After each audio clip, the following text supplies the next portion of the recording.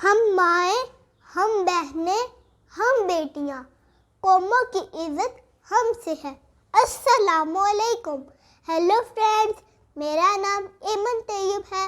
آج کا میرا موضوع ایک عظیم ہستی ہے جسے عورت کہتے ہیں۔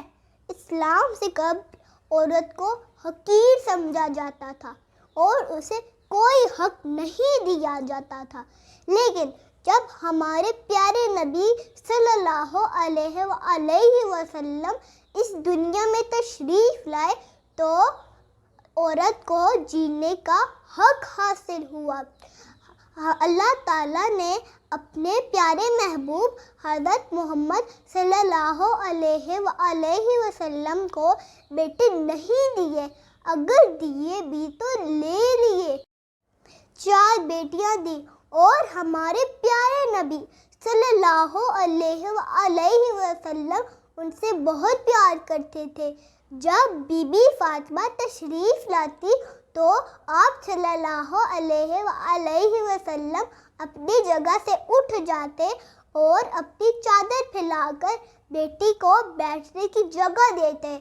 ایک دفعہ حضرت موسیٰ علیہ السلام نے اللہ تعالیٰ سے سوال کیا کہ اے میرے مولا، جب آپ بندے سے خوش ہوتے ہیں تو اسے کیا عطا کرتے ہیں؟ تو جواب آیا کہ میں اسے بیٹی عطا کرتا ہوں۔ حضرت موسیٰ علیہ السلام پھر سوال کرتے ہیں کہ جب آپ زیادہ خوش ہوں تو اسے کیا عطا کریں گے؟ تو جواب آیا کہ میں اسے ایک اور بیٹی عطا کروں گا۔ اے عورت، تم دنیا میں آتی ہو تو ماں باپ کے لیے جنت کی دلیل بن جاتی ہو اور اچھی بیوی کی صورت میں خود جنتی ہو جاتی ہو، اور جب ماں کے اعلیٰ مقام پہ پہنچتی ہو تو جنت کو تمہارے قدموں میں ڈال دیا جاتا ہے۔ اے عورت، تجھے سلام ہے، بلا شبہ تو ہی معاشرے کی پہچان ہے۔